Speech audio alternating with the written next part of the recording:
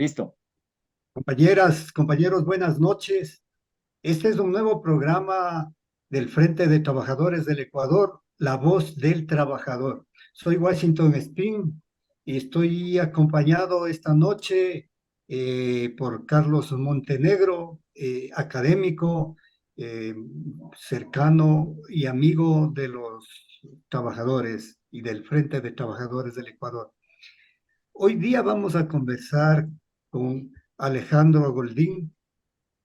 Él es miembro de la Central de Trabajadores de la Argentina, periodista además, y un activista político de toda su vida, desde su época estudiantil, que se da en los años de la dictadura sangrienta argentina.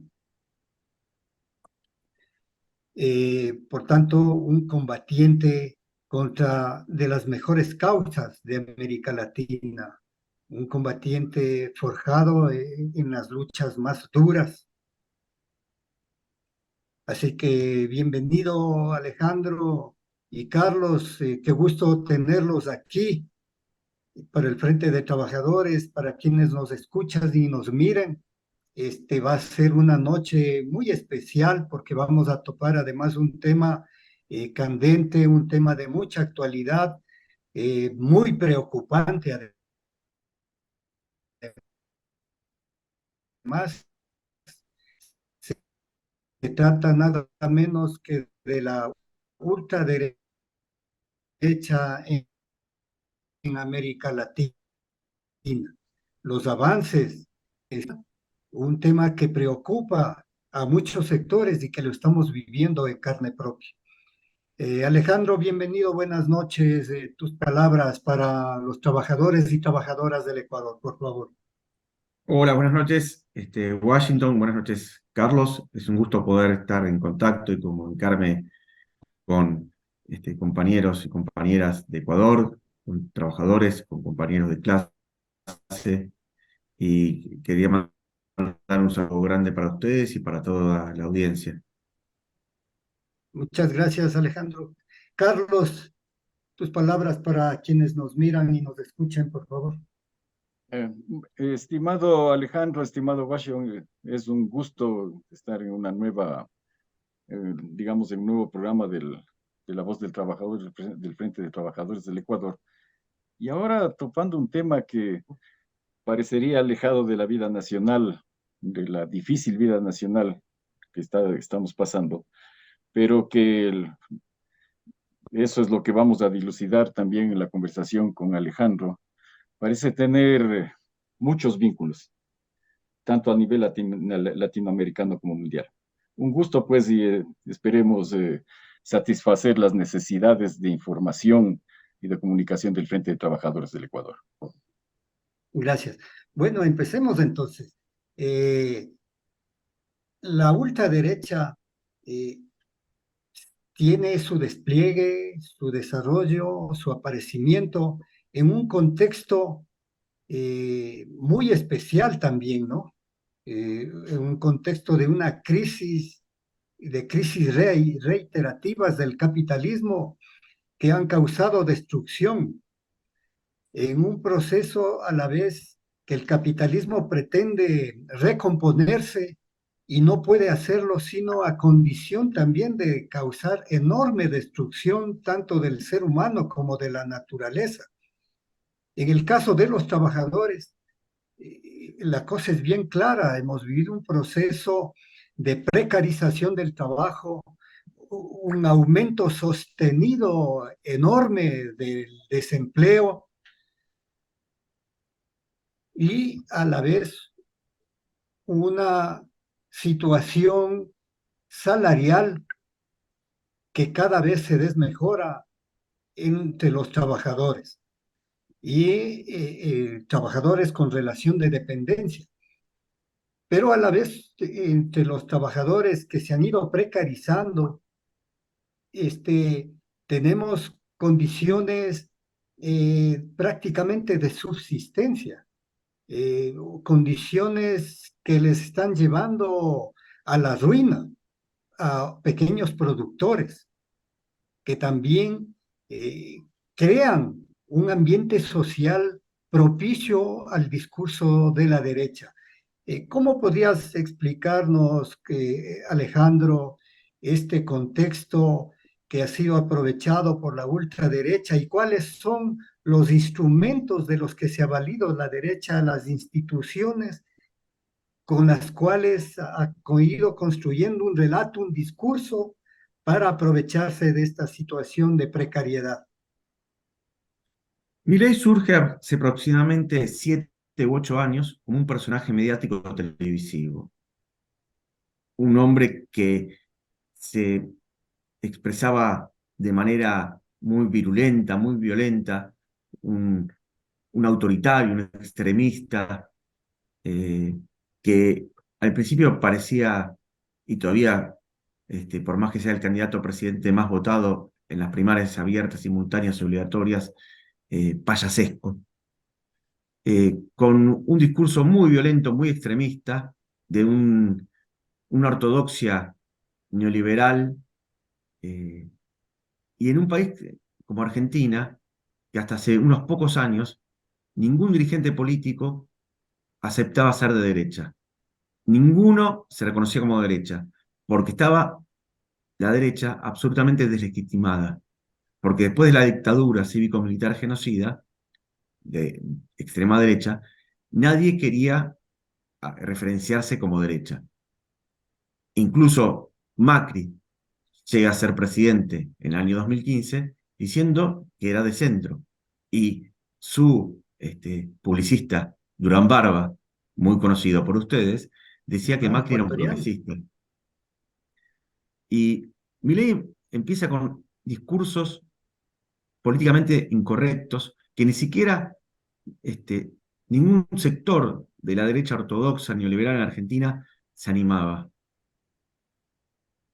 Y incluso diciendo que sectores de derecha, como un ex candidato a presidente por la derecha, como el actual jefe de gobierno de la ciudad, Horacio Rodríguez Larreta, era un comunista al que iba a aplastar como una cucaracha.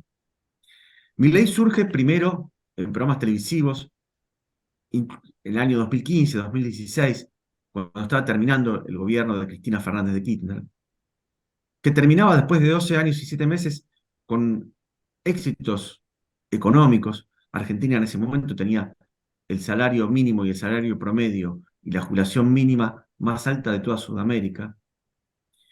Tenía casi pleno empleo. Pero a pesar de eso, después de 12 años y 7 meses, como consecuencia de la tremenda estigmatización que sufrió Cristina Fernández de Kirchner y el kirchnerismo por parte de los medios hegemónicos, vinculados con gran parte del sistema de administración de justicia, con el Poder Judicial, con servicios de inteligencia, la derecha logra su primer triunfo electoral con Mauricio Macri como candidato a presidente.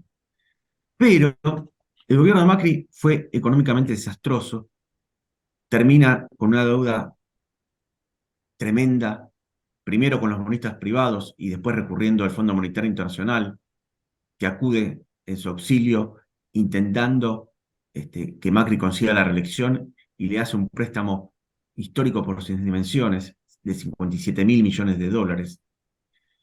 A ningún país le había prestado esa cantidad y Argentina, de los países deudores, debe más del 70% de lo que ha prestado el Fondo Monetario Internacional. Pero ese gran fracaso del macrismo, sumado a que el gobierno de Alberto Fernández y Cristina Fernández de Kirchner, que asume en diciembre de 2019, sufre la herencia de la deuda, más la pandemia, más los efectos de la guerra de Rusia con Ucrania, y especialmente una sequía única en la historia argentina que hizo que durante el año 2022-2023 hayamos perdido el 25% de nuestras exportaciones, algo así como 21.000 millones de dólares, que los salarios que perdieron el 20% del poder adquisitivo durante los 4 años de Macri, ahora no se hayan recuperado. Y pese a que Argentina es un país que hoy recuperó casi el pleno empleo, tiene un problema muy grave. Uno son los bajísimos salarios y otra es un banco central prácticamente sin dólares que hace que Argentina esté expuesto a corridas cambiarias y aumentos de precios. Argentina en este momento tiene una inflación del 120% anual. Y muchos de los problemas económicos y sociales que teníamos en el 2019 no hemos podido resolverlo, como gobierno nacional y popular, como gobierno kirchnerista, como gobierno peronista. Cristina Fernández de Kirchner habla que en diciembre de este año, 2023, cumplimos 40 años ininterrumpidos de democracia. Argentina es un país que ha sido permanentemente interrumpido sus procesos democráticos por golpes de Estado. El primero empieza en 1930, después hubo un golpe de Estado en el 55, otro en el 63, en el 66 y en el 76. Ahora tenemos 40 años de democracia ininterrumpida, pero sin embargo hay una insatisfacción democrática, porque gran parte del pueblo observa que con esta democracia no podemos resolver los problemas económicos sociales más importantes. Cuando en el 83 asume Alfonsín, después de la dictadura cívico-militar genocida, un dirigente de la Unión Cívica Radical, pero dentro de la Unión Cívica Radical, un hombre con ideas progresistas más vinculado a la socialdemocracia, que nada tiene que ver con la Unión Cívica Radical de hoy, que es el furgón de cola de Macri, el furgón de cola del PRO, de lo que se llama la coalición que gobernó entre el 2015 y 2019, que se llamaba Cambiemos y hoy Juntos por el Cambio. Esa insatisfacción democrática permitió el ascenso de Milei, pero sobre todo vinculado a la pandemia.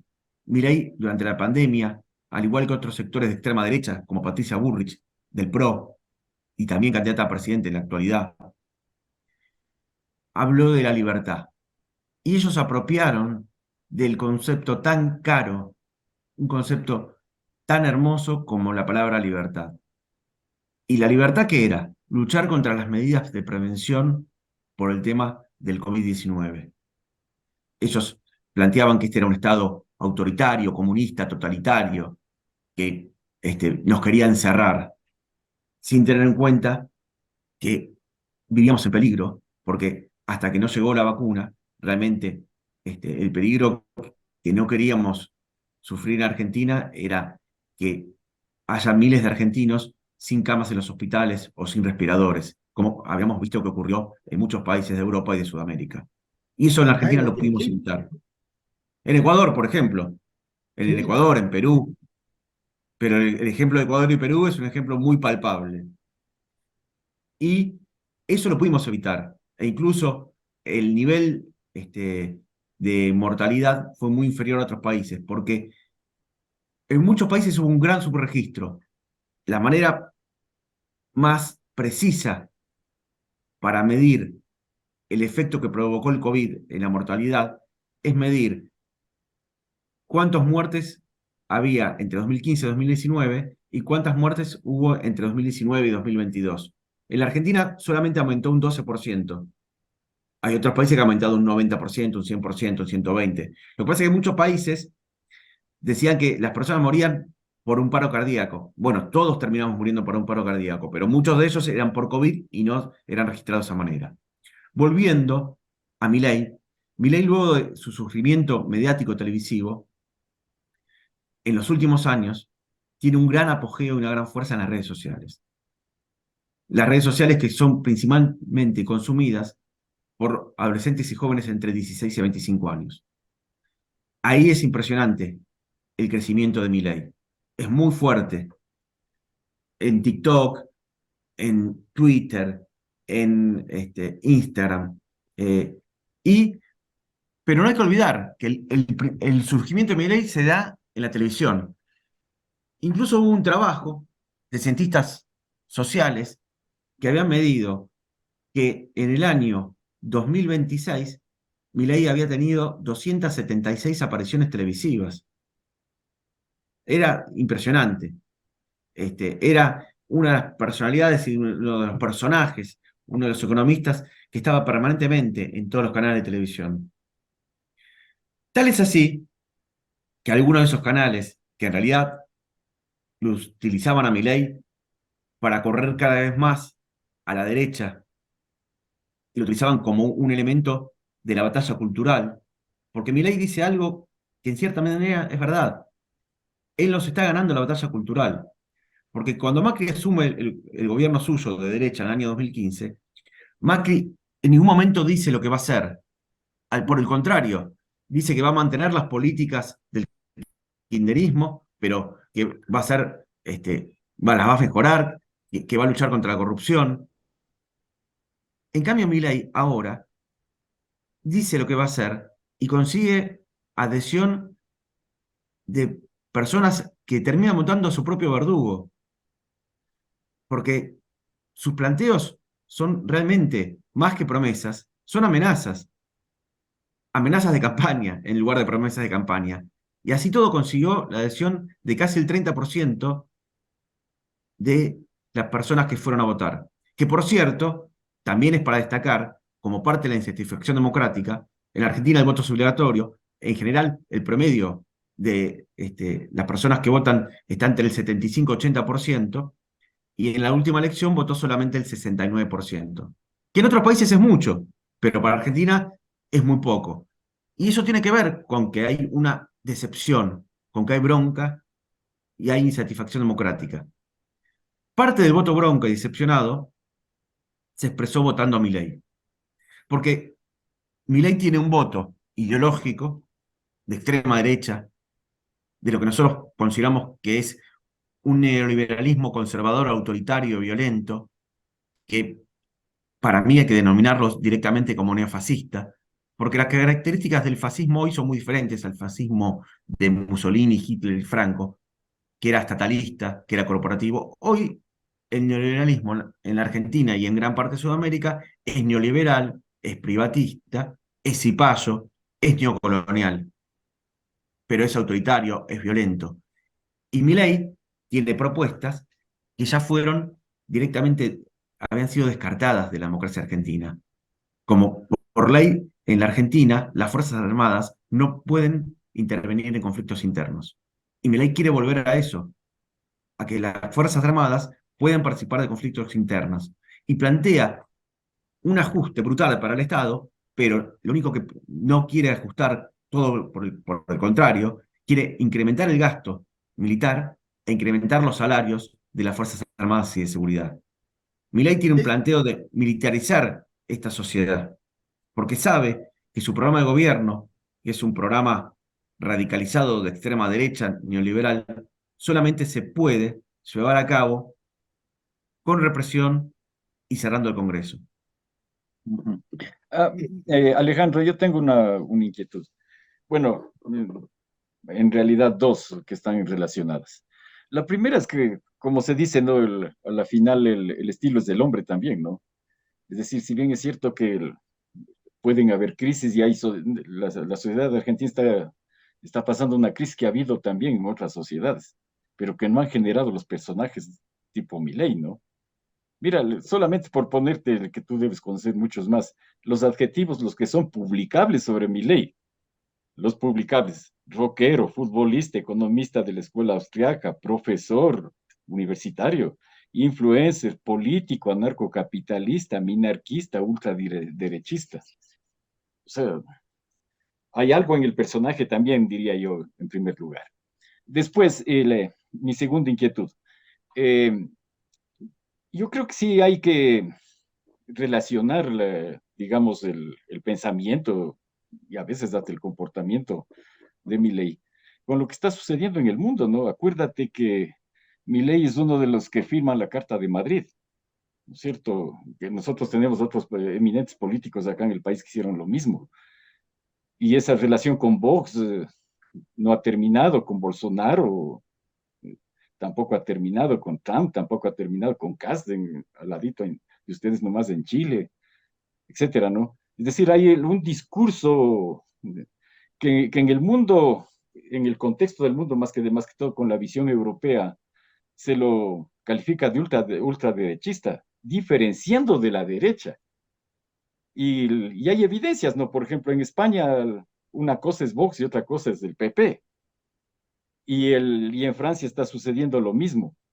Es decir, ahí se encuentran unas diferencias entre lo que tú mismo decías del neofascismo y lo que es la derecha, una derecha más bien medio liberal en el caso europeo. Pero en el caso latinoamericano, o está sucediendo lo mismo o hay alguna deformación en el medio, ¿no? Tú que estás cerca del fenómeno Milei, ¿qué nos puedes comentar al respecto? Lo que decís es muy importante. Hay un movimiento de extrema derecha internacional y en la Argentina tuvo mucha influencia el PP, Vox con Abascal, la Carta de Madrid, mucha influencia. El PP tiene mucho vínculo con Macri. Lo Ajá, que pasa es que Macri hoy está muy vinculado a Milei. Hay quienes pensamos que Macri simpatiza y apoya más a Milei que a su propia candidata, que es Patricia Bullrich. Y que si Milei fuese electo presidente, Macri le daría la estructura que Milei necesita de cuadros técnicos y demás. Milei era un gran entusiasta de Bolsonaro, de Trump, y es un hombre que con Abascal tiene un vínculo muy, muy fuerte. Y es un personaje, eh, se lo define como rockero, como jugador de fútbol, eh, pero sobre todo es un personaje exótico, es un personaje que se muestra de una manera como anticasta, pero él está rodeado por lo peor de la casta política y se niega a definir como casta al Poder Judicial, que el Poder Judicial en Argentina es una verdadera casta, realmente, mucho más que la dirigencia política.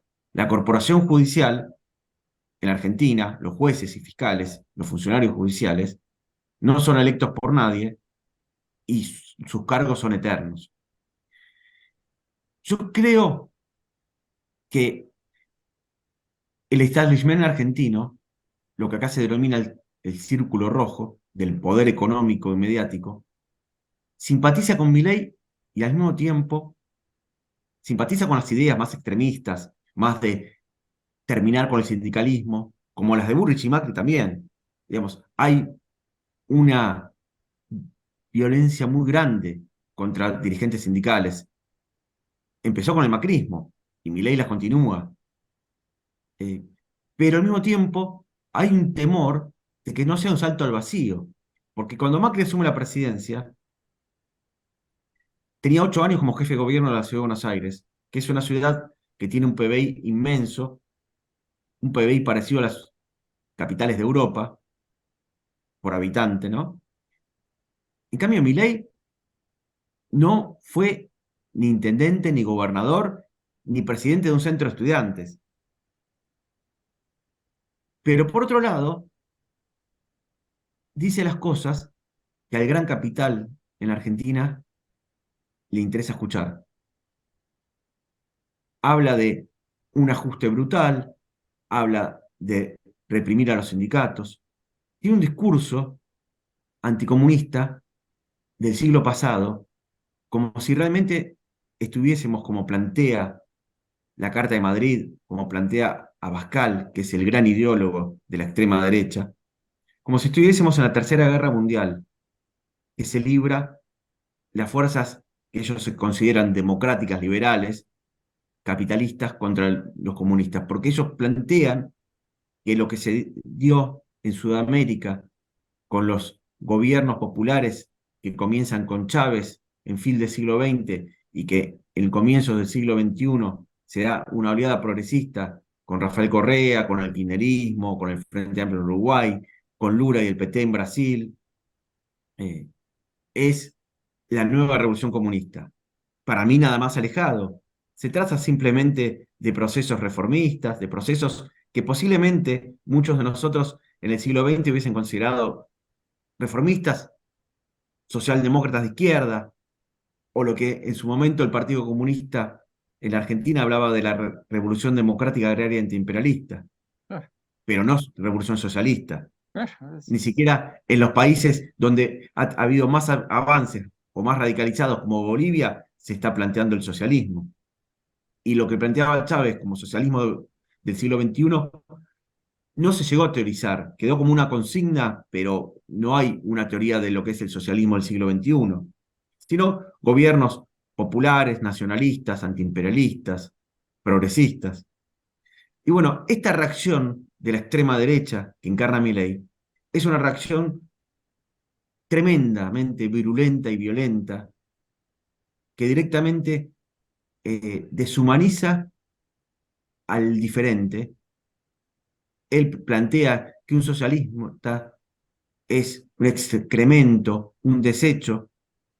Cuando uno habla de esa manera de un diferente, de un opositor, de alguien que disiente ideológicamente, habilita el exterminio. ¿Qué es lo que le dijo el presidente actual de Colombia, Petro? Que las cosas que dice Milei son las cosas que empezó diciendo Hitler en el 33 y terminó como terminó. Vamos, el discurso de Milei, por más que Milei sea un neoliberal y no sea corporativista, es el discurso de un fascista. Milei, política y culturalmente, es un fascista. ¿Lo podemos llamar neofascista? Bueno, lo podemos llamar neofascista o el fascismo del siglo XXI, pero yo creo que es clave tener en cuenta el peligro que apareja Milei. Lo que pasa que la candidata triunfante en la coalición de derecha, Juntos por el Cambio, triunfa la candidata más radicalizada de la derecha. Patricia Bullrich está muy ligada a la extrema derecha. Realmente no hay tantas diferencias entre Patricia Bullrich y Milei. Patricia Bullrich, además, es una persona que viene de una militancia guerrillera en Montoneros en la década del 70, y como algunos de esos han tenido un giro de 180 grados, que es impresionante, porque tiene un vínculo con la Embajada de Estados Unidos y con la extrema derecha del Estado de Israel, que es impresionante. Y en esto, yo tengo la posibilidad de decirlo sin que se me acuse de antijudío, porque soy judío. Yo soy Alejandro Boldín, es un apellido judío. Entonces tengo la posibilidad de decir, cuidado con estos sectores que responden a la extrema derecha del Estado de Israel, que cada vez es más de derecha también, que cada vez estaba más alineada con el trampismo. Por eso es una paradoja que en estos momentos de elecciones, así como en el 2019 el Fondo Monetario jugó y votó a Macri dándole ese préstamo, ahora jugó y apostó en contra del candidato peronista, que es el ministro de Economía, exigiéndole primero que haga una devaluación del 100%, después del 70%, y el ministro de Economía tuvo que negociar y hacer una devaluación del 22%, que acá, en un país bimonetario, donde si bien tenemos el peso, pero todo gira en torno al dólar. Entonces, cuando hay una devaluación, eso se transfiere a precios inmediatamente. Han aumentado todos los alimentos. Entonces, uno dice, ¿qué pasa ahí? Hay un vínculo extraño entre el presidente Biden de Estados Unidos, al que le conviene que gane Massa, y no Burrich o Milley, porque son dos personajes absolutamente alineados con su adversario en la política interna, como Trump. Y otra cosa pasa con el Departamento del Tesoro de Estados Unidos y con el FMI, que realmente está jugando en contra del candidato peronista y a favor de los candidatos trampistas en esta coyuntura electoral.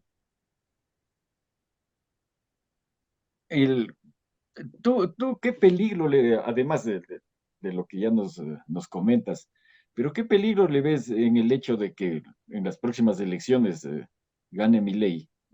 Por lo menos las encuestas hasta el momento le dan como ganador en las elecciones presidenciales. No para Yo, la Argentina, por supuesto, para sí, conocer, sí, pero para Latinoamérica, en un momento histórico donde la corriente, digamos, progresista de alguna manera iba recuperando espacios, ¿no? Y en un país sí, tan importante pues, como la Argentina, que además tiene ciertos vínculos, como por ejemplo los vínculos con el BRICS, que actualmente es conocido, y que tratarían de empujar ese proyecto a nivel mundial. Es decir, entra Milei y las cosas comienzan desde cero, ¿será? ¿Cómo lo ves? en esto es muy importante lo que decís acerca de los BRICS, porque Lula jugó un rol clave para que Argentina ingrese a los BRICS, porque Lula está muy preocupado con, con Milei, porque los 4 años de Milei coincidían con los 4 años que le quedan a Lula como presidente de Brasil, y Milei directamente plantea salir de los BRICS, romper el Mercosur, hace planteos delirantes como no comerciar con China porque es comunista, que se lo explique eso a Estados Unidos, que es el principal socio comercial de China. Bueno, para Argentina, no comerciar con China o Brasil es imposible. Son nuestros dos principales compradores y vendedores de productos. Son nuestros dos principales socios comerciales. Para mí, hay un peligro en mi ley, además con su propuesta, que ustedes conocen bien, de dolarizar. Una propuesta que desde el vamos parece inviable, porque en Argentina el gran problema que tenemos hoy es que en la reserva del Banco Central no tenemos dólares. Por eso es un país tan expuesto a las corridas cambiarias y la principal causa de la inflación hoy en la Argentina, más que la impresión monetaria, es la falta de dólares y la expectativa de devaluación que hay constantemente. Argentina es un país que durante la pandemia imprimió muchos billetes porque dio ayuda a desocupados, a trabajadores, a pequeñas y medianas empresas, ¿no? Y es verdad, eso provocó después inflación, pero el principal problema de Argentina es que las reservas del Banco Central están vacías de divisas duras, de dólares. Argentina se tuvo que apoyar fuertemente en China. China nos hizo un préstamo que se llama swap, donde estamos pudiendo pagar al Fondo Monetario e importaciones con yuanes. Y Milei quiere romper con todo eso. Pero más romper, y como les contaba a ustedes, de una manera autoritaria y violenta, porque si Milei fuese electo presidente, en este momento se renueva la mitad de la Cámara de Diputados y un tercio del Senado. Milei tendría muy pocos legisladores. Tendría que acordar con la derecha, que es una posibilidad, porque, como les decía antes, dentro de Juntos por el Cambio hay un sector de extrema derecha que es Bullrich, y otro sector de la Unión Radical y la Reta que son de derecha, pero no quieren ser furgón de cola de Milei. O el experimento de apoyarse en las Fuerzas Armadas, en los sectores más fascistas que aún persisten en las Fuerzas Armadas y de Seguridad en la Argentina, e intentar hacer un cierre del Congreso, por ejemplo. Ayer, su candidata a vicepresidenta en la legislatura de la ciudad hizo un acto de homenaje a las víctimas, ella llama del terrorismo, a las víctimas de la guerrilla. Pero que en realidad eso es lo primero, porque lo clave y fundamental es que su candidata a vicepresidenta reivindica el terrorismo de Estado, diciendo que no existió, reivindica la dictadura, visitaba en la cárcel a Videla, que fue el principal genocida de la dictadura del 76 al 83, niega que haya habido apropiación y robo de bebés y de niños durante Argentina, desprecia a los organismos de derechos humanos como las Madres y Abuela de Plaza de Mayo, las injuria. Entonces, es una extrema derecha sumamente peligrosa. De todas maneras, yo creo que el partido está abierto. Creo que Milei puede ser el primero, el que gane las elecciones generales. Pero en Argentina, para evitar el balotaje, hay que sacar 40 de diferencia de 10 con el segundo, o sea que el segundo saque menos de 30 puntos. Yo creo que el candidato peronista va a sacar 32, 33, 35 puntos. Y no creo que Milei esté en condiciones de pasar de 29,8 a 44, 45%. Hoy creo que estamos en un escenario en el que va a haber un balotaje. Y en ese balotaje, donde se expresen de una manera las fuerzas democráticas antifascistas y por otro lado las fuerzas de extrema derecha más violentas y más neofascistas, todavía conservo un poco de expectativa en que las reservas democráticas de esta sociedad que logró la memoria, la verdad, la justicia, el nunca más y condenar a los genocidas, se expresen en las urnas mayoritariamente. Pero lo que tú dices de este peligro a nivel para Argentina, pero también para la región, lo que significaría para la política de la región, que Argentina, que es un país que es el octavo en territorio del mundo, que es un país que tiene hoy la segunda reserva de gas del mundo, que ahora el actual gobierno hizo un gran logro, abastecimiento energético, sino que vamos a poder exportar gas en principio a Brasil, a Chile, e incluso en un futuro posiblemente a Bolivia, porque Bolivia está con problemas de sus yacimientos gasíferos. Y este país que tiene industria, que tiene muchas riquezas, como el litio, quede en manos de una persona que está absolutamente alineada a los intereses del imperio y que tenga estas expresiones fascistas y violentas, es peligroso no solamente para Argentina, sino para toda la región. En efecto. Algo que quería decir es que en el voto a Milei, a mí se me ocurre que una parte es un voto muy ideológico, pero hay otra parte que no. Es un voto bronca, un voto decepcionado, que fluctúa. Y el ejemplo de lo que pasó en Chile para mí es muy fuerte. En Chile, en un momento dado,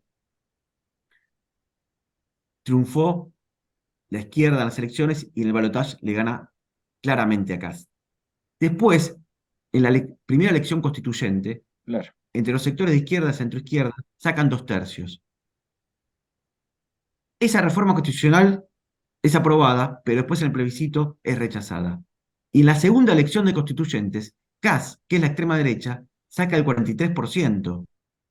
Y la derecha, parte de ella, de Piñera, pinochetista, saca el 23%. O sea que en Chile, después de ser electo, Boric, de centroizquierda, apoyado por el Partido Comunista de Chile, después de eso, el actual constituyente, 2/3 de esa constituyente es de extrema derecha y derecha. Y no creo que la sociedad haya ido de la izquierda a la derecha, sino creo que en el voto a Boric hubo un voto bronca contra Piñera, que no era un voto, había un voto ideológico de izquierda, claramente, pero una parte no, era un voto bronca, que se expresó votando la bronca votando a Boric. Y después hubo un voto bronca contra esa reforma constitucional que evidentemente Chile no es un país como Bolivia, donde sientan que los pueblos originarios hay diferentes nacionalidades. Creo que fue una reacción a eso. Chile es un país bastante nacionalista, por momentos chauvinista, una parte, ¿no?, de la derecha chilena y una parte de la sociedad muy conservadora, pero que hubo un voto bronca que se expresó de la peor manera, con la extrema derecha, con Kast, pero no significa que todo ese votante sea de extrema derecha. Creo que lo mismo pasa con Milei. Sí creo que el voto a Patricia Bullrich es un voto mucho más ideológico y mucho más homogéneo. En Juntos por el Cambio hay un voto de derecha a Larreta y hay un voto de derecha, extrema derecha a Bullrich. Ese voto a Bullrich es mucho más homogéneo que el voto a Milei, que es un Alejandro, voto más fluctuante. es muy interesante lo que acabas de plantear, ¿no? Porque según Latino Barómetro, eh, podríamos hablar de una derechización de las sociedades latinoamericanas, ¿no? Es decir, una preferencia, por ejemplo, entre democracia y dictadura por la dictadura.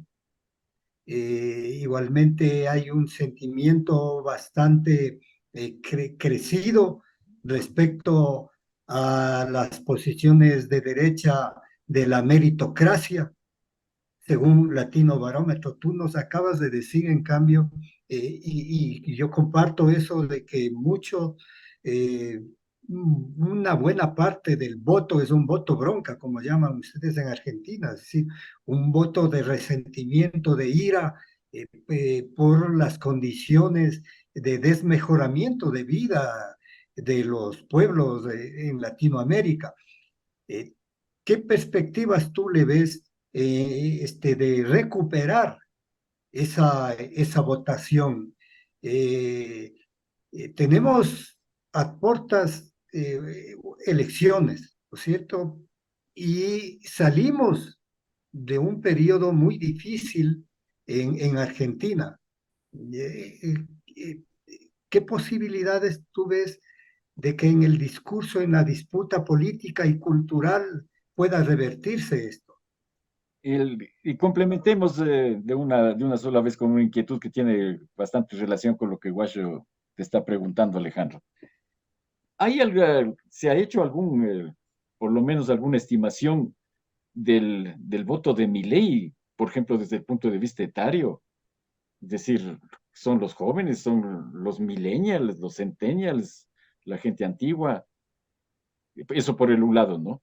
Y por el otro lado, ¿cuál es el comportamiento etario también del voto, ¿no? Que eso podría de alguna manera incidir en las posibilidades que se tenga en un balotaje, por ejemplo, para cambiar el voto, ¿no? Cambiar el voto de ciertos sectores. Seguramente los sectores como tú dices que tienen bronca, más o menos acá eso significa acá lo están llamando los sectores que tienen candidatos de Spotify, ¿no? Es decir, están a la disposición según el estado de ánimo de quien esté escuchando la música.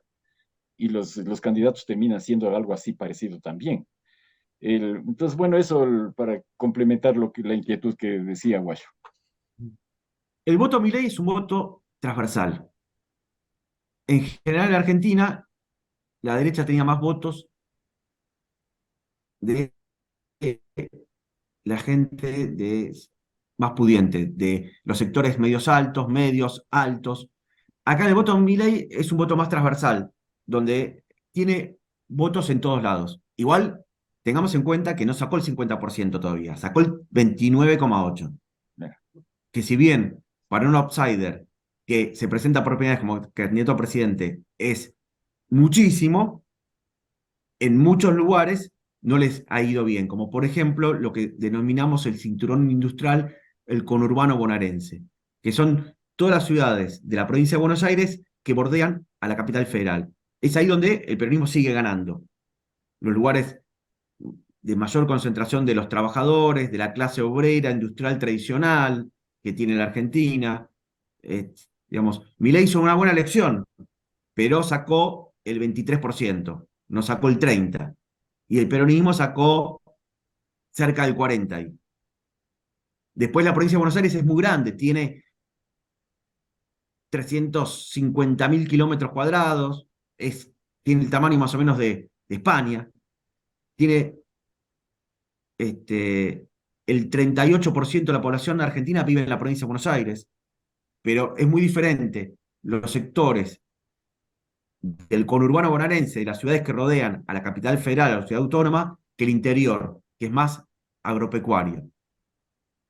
El voto de Milei es transversal, pero hay dos cosas que podemos destacar, que dentro de esa transversalidad lo votan más varones y adolescentes y jóvenes entre 16 y 25 años. Y sobre todo más varones, porque Milei tiene un discurso muy parecido al de Abascal y el de otro sector de extrema derecha, antifeminista, misógino, muy radicalizado, en contra de la educación sexual, en contra de la interrupción voluntaria del embarazo, pero muy violento contra el Ministerio de las Mujeres, muy violento. Y da la sensación que este avance que hubo del movimiento feminista en la Argentina, que fue muy fuerte, en ciertos sectores conservadores, de derecha, e incluso en varones que no saben todavía cuál es su rol como varón en el siglo XXI, que hay una crisis dentro de qué significa y cómo ser varón en el siglo XXI, cómo dejar de lado el patriarcado, el machismo, y se vio identificado en la figura esta de de Milei. Eso por un lado, que ese es un voto bastante transversal, pero que puede tener cierta predominancia en adolescentes y jóvenes y en varones. Lo segundo es que si bien es cierto que hay mucho voto bronca, el tema es por qué ese voto bronca se expresa o es canalizado por derecha, por una derecha antidemocrática y por una derecha que se muestra antisistema, siendo lo más sistémica que hay, porque no es otra cosa que un capitalismo violento de extrema derecha que pretende volver a la Argentina del primer centenario, de 1910, cuando no había derechos laborales, cuando se perseguía a los migrantes, cuando se perseguía a los sindicatos, cuando los sindicatos no tenían el peso que tienen hoy, eran sindicatos pequeños. Quieren volver a la Argentina preperonista, porque el peronismo y la erupción de Perón como secretario de Trabajo en el 45 y después, cuando llega a la presidencia en el 46,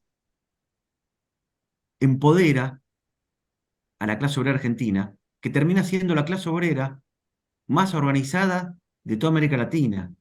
El nivel de sindicalización en la Argentina sigue siendo un nivel muy alto, de casi el 40% de los trabajadores. Lo que pasa es que en Argentina, hace ya varios años, aparece un fenómeno que antes no teníamos, que era más de otros países de América Latina, que es el trabajo precarizado, el trabajo llamado informal, el trabajo, lo que se habla también de esta tendencia a la uberización, que la derecha le hace creer a trabajadores precarizados que son emprendedores, que son sus propios empresarios, que son trabajadores que no tienen, que cuando nosotros les planteamos, van a perder los derechos que tenemos nosotros de las vacaciones, del aguinaldo, de la jornada de 8 horas, dicen, ¿qué derechos? Si yo esos derechos ya no los tengo. Esos trabajadores que no tienen ningún derecho, que hablamos, la uberización, la pauperización de las condiciones laborales, de esa precarización, que en Argentina ya debe llegar a cerca del 45% de los trabajadores. Es un número muy grande y que muy difícil de revertir, además. Muy difícil de revertir ese proceso. Entonces, estamos en una encrucijada donde nuestro discurso hoy de defensa de la democracia y antifascista termina pareciendo un discurso conservador y el discurso de la rebeldía termina siendo apropiado por la extrema derecha que se muestra como disruptiva y antisistémica. Y no es otra cosa que una derecha hipercapitalista que quiere terminar con todos los derechos conquistados durante décadas por la clase trabajadora argentina. Esa es la gran encrucijada de la dificultad que tenemos para esta batalla cultural. Hay un periodista argentino que escribió un libro que a mí al principio me hacía ruido y me generaba cierto rechazo, que decía, ¿la rebeldía se convirtió de derecha? Un poco irónicamente, ¿no? Porque es una falsa rebeldía. Es esta rebeldía que se muestra como un antisistema, el tipo que es el más sistémico, pero que plantea que quiere dinamitar todo y dinamitar el Banco Central y dejarnos sin moneda, que es lo que hace que parte de la soberanía de un país. Ustedes, sin política monetaria, por un país dolarizado, ven los problemas que eso genera. Porque un país que pierde competitividad, que tiene inflación en dólares, que cada vez es más barato importar y cada vez más difícil exportar. En la Argentina tuvimos algo similar, sin perder el peso, pero con la convertibilidad de Menem y Cavallo, que Cavallo fue uno de los asesores de la dolarización de Ecuador. Por supuesto. Y acá, en ese proceso de la década del 90, fue un proceso de financiarización, de privatizaciones, de servicios, pero se destruyó casi toda la industria argentina, porque con el dólar 1 a 1, era más barato importar que producir. Importábamos cervezas de Japón, importábamos la Orangina, que es una gaseosa francesa, cosas increíbles.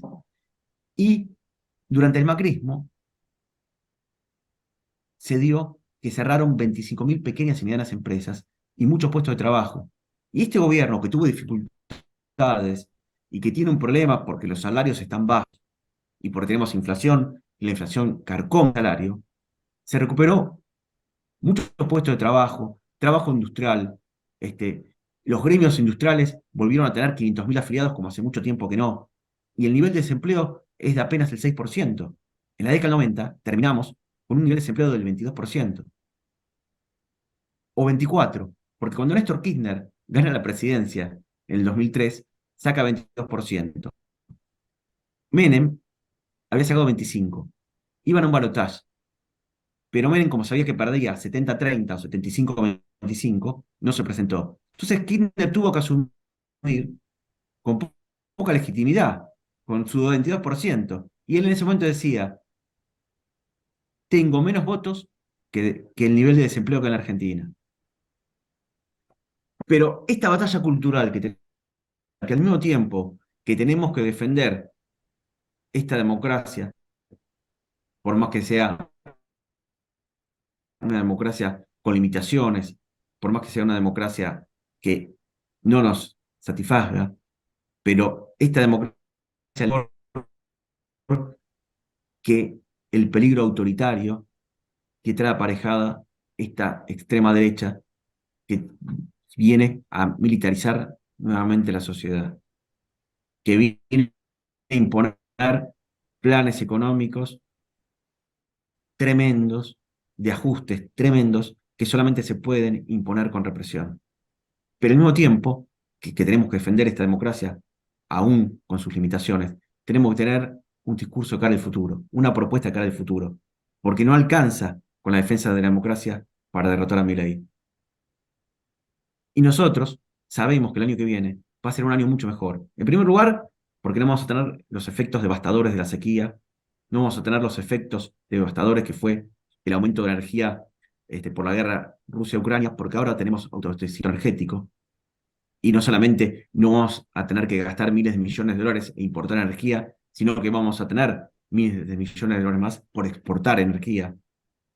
Y porque tenemos la posibilidad de, en estos años, hacernos fuertes en dólares con las exportaciones, hacernos fuertes dentro del BRICS, potenciar el Mercosur, participar fuertemente de lo que es el Banco del BRICS que preside Dilma Rousseff, de junto con Bolivia y Chile hacer la OPEP de litio, pero no para exportar la materia prima, sino para hacer lo que hace Bolivia con Evo Morales, que es producir las baterías de litio en nuestros países. Porque la única salida tiene que ver con eso, con la industrialización. Solamente con las materias primas vamos a seguir siendo los mismos países dependientes y con problemas de empleo. Porque en la Argentina es un país que tiene un campo riquísimo y que se explota soja, que es otro problema, porque se explota mucha soja, se desmonta. Eso también trae problemas de sequía, tiene problemas de calentamiento global, pero al mismo tiempo eso sirve para traer miles de millones de dólares de exportaciones, pero no genera empleo. Lo que genera empleo en Argentina son las pequeñas y medianas empresas que generan el 66% del trabajo en Argentina. Gracias, Alejandro. El tiempo ya se nos ha volado, querido Caramba, Carlos, sí, Alejandro, y qué ya no nos lástima. queda más que tiempo para enviar un último mensaje. Yo me quedo con dos propuestas que nos ha traído Alejandro esta noche.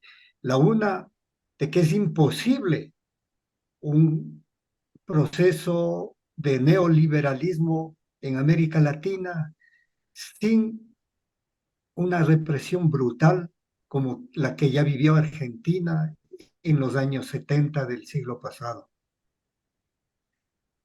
No es posible precarizar más el trabajo, no es posible conducir a la ruina a pequeños productores, a productores independientes, como se llama acá en el Ecuador, sin también imponer un régimen antidemocrático, un régimen autoritario, un régimen arbitrario que viole los derechos humanos, que impida la participación de los ciudadanos en la vida nacional.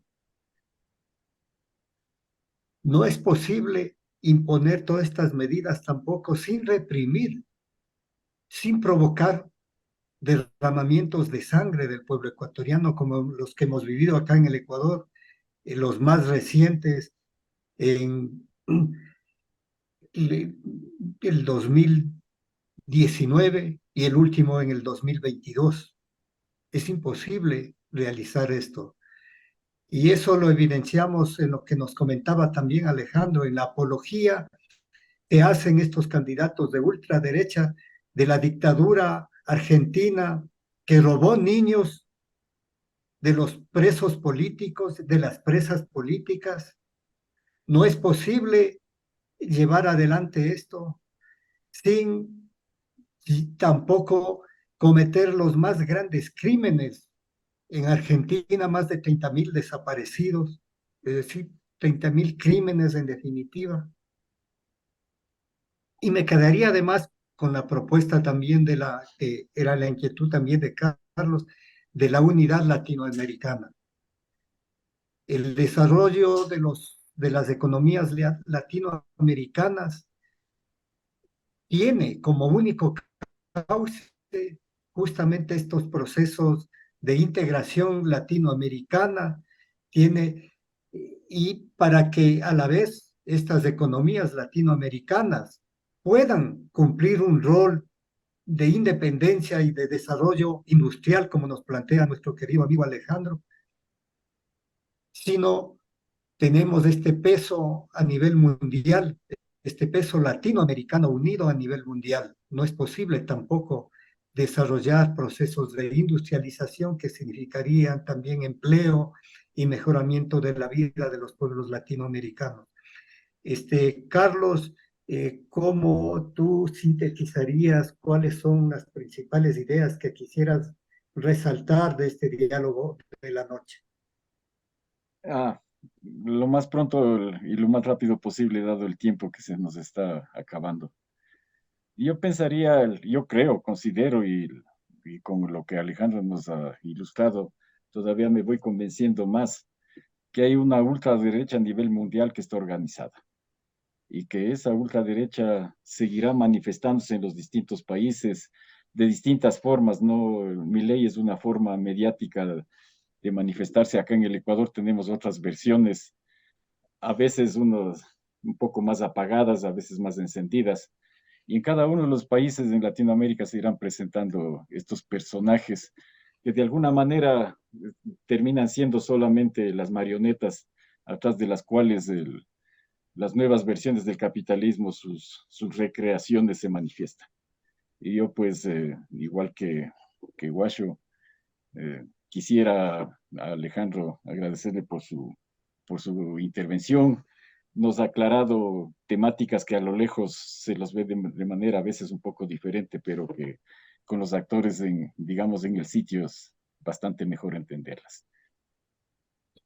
Ha sido un gusto para mí poder compartir este momento con ustedes y quería despedirme simplemente diciendo esto. Nuestras madres y abuelas de Plaza de Mayo ya están muy viejitas, están quedando pocas, tienen más de 90 años y la verdad que nosotros, los sectores populares de Argentina, no podemos permitir que el último gobierno que vivan nuestras madres y abuelas de Plaza de Mayo sea un gobierno de extrema derecha. Por ellas, por las madres, por las abuelas y por nuestros 30.000 compañeros detenidos, desaparecidos y desaparecidas, tenemos que evitarlo. Muchas gracias, Alejandro. Y la reflexión para quienes nos miran y nos escuchan esta noche es precisamente esta. El candidato Noboa ha adoptado por una estrategia muy similar a Macri, de quien nos ha hablado bastante enjundiosamente esta noche Alejandro, es decir, de ocultar sus ideas. El otro día escuchaba yo a un periodista argentino decir que le había consultado a Macri por qué no expuso sus verdaderas ideas, por qué no expuso lo que iba a hacer, por qué eso no expuso en la campaña electoral. Y Macri le contestó, pero es que si yo les decía lo que iba a hacer, no me daban el voto. Esa es precisamente la estrategia que ha escogido en las elecciones acá en el Ecuador el candidato Daniel Noboa, ocultar sus ideas, porque cuando él le presentó a su candidata a la vicepresidencia después de las elecciones, la primera vuelta, él dijo que la había escogido precisamente porque coincidían en sus ideas. Y ahora la quiere ocultar porque ella hace públicas las ideas. Sí, Noboa, igual que Macri, quiere ganar ocultando sus ideas, sus propuestas reales. Pero lo que en realidad quieren hacer es lo que expone eh, eh, el nuevo personaje de derecha en Argentina y de quien es admiradora la candidata a la vicepresidencia en el Ecuador, candidata a la vicepresidencia por el candidato Daniel Noboa. Amigos, les dejamos por tanto con estas reflexiones. Gracias una vez más, Alejandro Godín, por habernos ilustrado esta noche, por sentir esa mano hermana latinoamericana, por hacernos escuchar esta voz también latinoamericana distinta, pero hermana nuestra también, que nos anima, nos alienta y nos orienta. Amigas, amigos, buenas noches.